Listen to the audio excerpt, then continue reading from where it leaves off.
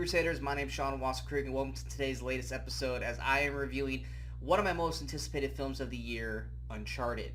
Now, for many people that know me, I love the Uncharted video game franchise. It is hands down probably one of my favorite video game franchises, if not my most favorite video game franchise. And when this movie was first announced years ago, I think everyone that was a fan of this franchise or loved this franchise was immediately concerned because we have seen how video game movies have been treated. Now, granted, since then to now, video game movies have actually started to kind of become a little bit better. But the main worry that we had is that they initially had casted Mark Wahlberg as Nathan Drake, which most people who were fans of the Uncharted franchise, or whether it be any of the four games, had always seen Nathan Fillion as Nathan Drake and not Mark Wahlberg. And so because of the outrage of the video game fans of this franchise, this movie kept getting postponed and postponed and postponed for years. But Mark Wahlberg was always attached to it.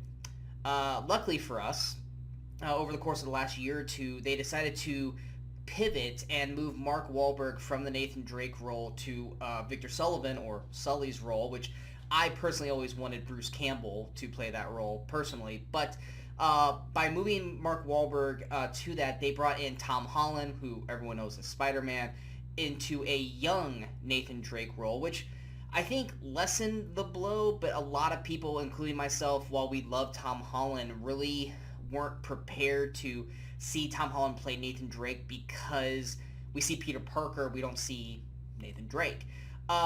But nonetheless, a lot of us were going in with very heated expectations, expecting the worst when it came to this film. It was one of my most anticipated, mainly because I love this franchise, I love the game, and I was worried as hell going into this movie. Trailers didn't really do a whole lot to sell me on this because it literally just looked like Mark Wahlberg and Tom Holland basically doing their best kind of almost interpretation of Uncharted, which is basically kind of what this movie is. But the real question would be is, by the end credits, did Wahlberg and Holland make me believe that they were Nathan Drake and Victor Sullivan? And the ultimate answer is 50-50. For anyone who knows the Uncharted franchise, it's basically a video game version of Indiana Jones meets kind of National Treasure, but more towards the Indiana Jones side of things. The main character is Nathan Drake, who's a young treasure hunter. He's charismatic, he's funny, he's kind of goofy, kind of almost Deadpoolish, where he's constantly always talking. He doesn't break the fourth wall or anything like that. But just always, no matter what sign of danger he's in, he always has a funny little quip. And while he's a action hero, he never rose to the ranks of like a action hero god like a Stallone or a Schwarzenegger or even a Bruce Willis. And that's I think why we connected with the Nathan Drake character, because he was a lot more like a Harrison Ford, but just funnier. And which is why I think Nathan Fillion was the perfect actor for that role. Now, granted, even though he's in very good shape now because of The Rookie, he's too old for the part. And they really wanted to, I guess, start this as a franchise, so they wanted to go young. So they decided to go with Tom Holland. Tom Holland, I love Tom Holland. Everything that I've watched him in, he's always been the best parts of those movies. But yes, he's very Peter Parker. He's very quippy, which is great, but he's also got this kind of nerdy kind of flow, and he, to me, doesn't say Nathan Drake. But that's the wonders of Hollywood, that's the wonders of acting, is making me believe that you're this character. And I would say for this, and because they went the younger route, this is definitely, for anyone who knows the gaming franchise, this is a prequel to the very first game, which is Drake's, the Uncharted Drake's Fortune. This is basically telling the story of the first time Victor, Sully, and Nathan Drake meet each other and their first escapades together. And that's basically the story we're being told. We also bring in video game fan favorite Chloe, played by Sophia Ali. So we get to see the first time Drake and Chloe meet each other. And that's basically what this story is their first mission, their first story with each other. And I would say, for the most part, as low as expectations as I went into this film, I actually quite enjoyed it. It doesn't mean that there's not a lot of issues or a lot of things wrong with this film, because there are some problems with this movie. There are certain um, things in the film, like I'm gonna kind of tiptoe around this because I don't want to spoil things. But there are certain things in the film that us who are beloved Uncharted fans are gonna go, nah, that's not the way that works, or that's not the way the game does it, kind of thing. Or there are certain uh, scenes that could have been more well thought out, or kind of go on a little too long. And there's one death in this movie that is should have blood in it and is completely a void of blood. And granted, and that's, to me, was laughably bad of this, because this is a PG-13 movie. Horror movies are in PG-13 format now. Bloody PG-13 movies are all over the place. But for some reason, they decided to try to keep this movie void of all blood. And when you have a certain kill that needs blood and you don't have it, it really was just like, what the hell were they thinking? And then not only do they have this kill, but they keep putting the camera on the body void of blood except for like a scratch, and we're supposed to believe that this person is dead when they should have a good blood stain on them. And them focusing on that really was a very, very bad decision by Ruben, I think it was Ruben Flesher, who's a director. It just looked really stupid, and it just really rubbed me the wrong way.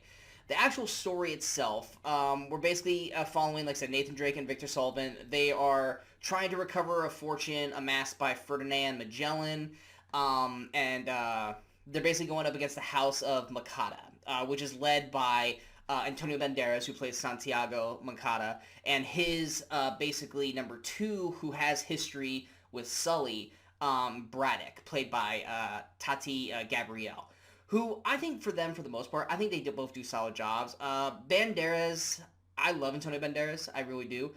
But he tends to get shortchanged when he's the villain. We saw that last year with the Hitman Wife's Bodyguard, where he was the villain, but you could blink and miss him in that movie. He does get more screen time in this film, but I do think they could have done more with Antonio Banderas' character, because they looked like they were building up to something with this character, but it just never got fully realized or fully established in the film. And that was probably one thing they could have really kind of driven home a little bit better to make his villain stand out that much more. Tati Gabrielle's Braddock, I think, was actually very, very solid in the film. I actually really enjoyed her character. She was a perfect foil for Sully and Drake and even Chloe throughout this film. Sophia Allen as Chloe, I think she does an okay job of embodying the Chloe character. There's another actress that I had in mind who I think would have been a perfect Chloe, which would have been Naomi Scott. But we all have our fantasy actors and actresses that we want for certain roles, like with Nathan Fillion and Bruce Campbell for Sully and Drake.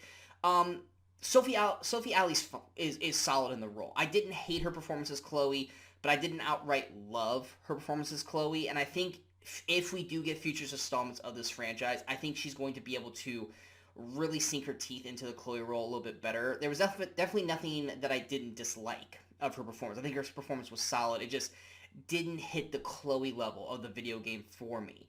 When it comes to Tom Holland as Nathan Drake, for the first half of the film, he still feels very much Peter Parker, but just more suave with the stuff. He's still clumsy, which Nathan Drake is a clumsy character, so it works. But when you're used to seeing him as Peter Parker, who's naturally a nerdy, clumsy guy, it's hard to separate him from that character to Nathan Drake.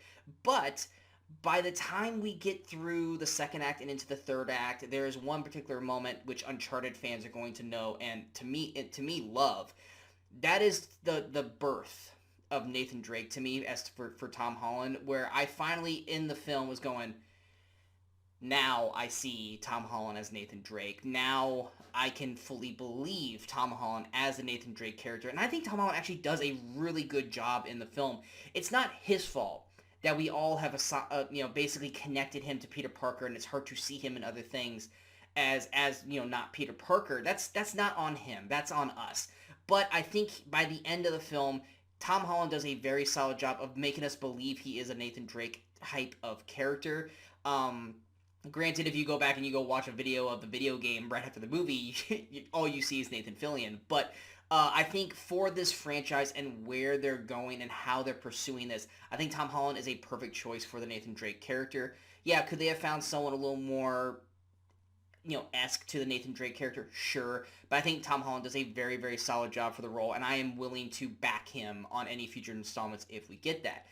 Mark Wahlberg, though, he's still the big kind of question mark because Sully is kind of this older, kind of wisecracking, almost kind of like a womanizing sleazeball kind of a character that we know and love, kind of like a dirty uncle in a way.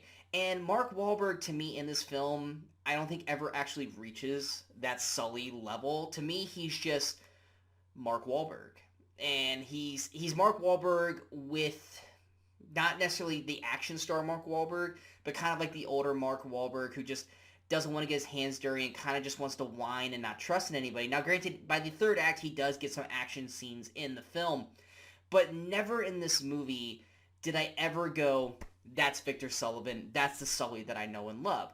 Mark Wahlberg is not bad in this movie by any means. This is not me saying that he sucks in the film. He's actually pretty solid, but never in this movie did I ever see Victor Sullivan in Mark Wahlberg's character. If you would have told me that Mark Wahlberg was playing another character and we were going to eventually see Sully down the road, I'd be totally fine with that. Like I said, he's fine in the film, but never did he reach that Victor Sullivan stage for me, which I know for a lot of fans of the video game franchise, that's really going to be something that's going to harp on them.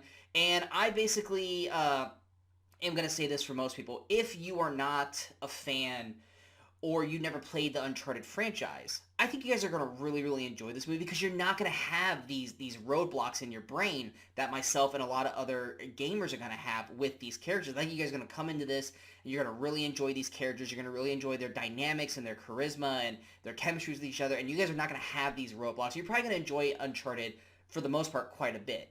For us gamers, if you can allow yourself to kind of be open, knowing that this is a different adaptation of the Uncharted franchise, and just kind of be open to new things, I think you're going to be more okay for it than some. If you're completely shut off from it, then yes, you're going to be poking and prodding at this thing through a fine-tooth comb, and you're going to probably hate this movie because of it. I was able to kind of be 50-50 with it, like being more open to Sophia Allen as Chloe and Tom Holland as Nathan Drake, but Mark Wahlberg, I just could not get past him not being Victor Sullivan to me. So like I said, 50-50 on terms of making me believe that these actors are the characters that we know and love. Nonetheless, though, there are very good aspects of the game in here, such as Drake working through clues and puzzles and stuff like that. And then when we get to the inevitable third act final battle, if you want to call it that, it did feel very Uncharted-like and very fun and exciting. And when that theme music from the game hits, it brings this light into the viewer, especially the people who know and love the game. And when that theme song hit for me in the third act, I immediately got excited. There's a few Easter eggs here and there for the game, which made me happy. For some people, it might be eye-rolling, but for me, I was actually really happy and excited to see the certain aspects of the game and Easter eggs. And then, of course, you have two post-credits. One is right when the movie ends, and then one is right after the cinematic credits, which spoiler, non-spoiler, it's basically leading up to the very first game, which I'm totally down for, because if this movie does well, box office-wise, which I think it will, because I think Tom Holland is a very marketable actor, especially after Spider-Man. I think a lot of people are going to want to flock to see this kind of a film. I do see sequels in the works for this, and frankly, I'm down for that. I'm totally cool with hopping on the Uncharted train and seeing what they do next with these characters. And with Tom Holland at the helm, I'm totally fine with that. Mark Wahlberg, by the end of the movie, I think he's a little more Sully. He's still not there, but he's more Sully in the post-credits than he was throughout the whole film. So hopefully he delves a little bit deeper into the sequel, if we do get a sequel, which I'm pretty sure we probably will. So for me, I think Uncharted was relatively a success. I went in with relatively low expectations, and for the most part, watching the movie, I had a fun, enjoyable time throughout. Like I said, there's few things here and there that don't work. Lack of blood, for one. But overall, for the movies that I've seen so far this year, Uncharted is one of the better movies of the year. It's a fun, action-filled ride throughout. I think most people, if they can kind of leave their video game bias at the door, can relatively have a fun time. And for anyone who does not know the video game franchise, I think you guys are going to enjoy this quite a bit. So definitely a strong recommendation for me. Going to my score, I'm going to give Uncharted an 82%. Like I said, I love a lot of it. There's a few things here that really bugged me and irked me, but overall, I am relatively happy with what I got to see, because I know I'm not going to get the perfect Uncharted movie, but for what it was, it worked for me. I hope you guys enjoyed this review. If you guys did, go ahead and hit that like, share, and subscribe button to the channel so you guys stay up to date with all the latest videos that pop up on the Movie Crusaders. And of course, don't forget to follow us on all the social media outlets you see below. Coming up next, Brian and myself are back with our first episode of the Actor, Actress, Director Showcase. We're going to be talking about Paul Rudd, Natalie Portman, and the late Tony Scott. Texas Chainsaw Massacre on Netflix dropped today as well. I don't know if I'm going to have a review for that. I guess it depends on how bad or how good it really is. If it's worth talking about, there will be a review for that. Next week will also be our very first episode of the franchise showcase, where Brian and I are going to talk about the Batman movieverse before the Batman comes out on March 4th, as well as any other movies that will be coming out. If they're worthwhile, I will do reviews for them. If they're not, then that should be your indicator that they're not worth talking about. Then, of course, last week we had our Valentine's Day episode called Happily Ever After, where Brian and I discussed over 50 rom-com couples, and we debate whether or not by the end credits, did these couples stay together or did they end up breaking up? So we got plenty of videos on the channel for you guys to check out, so feel free to check them out. Like, subscribe, comment on them, let us know what you thought of those videos, especially the Happily Ever After one, because Brian and I put a lot of work into that one. But yeah, until next time, in case I don't see you, good morning, good afternoon, and good night, Movie Crusaders.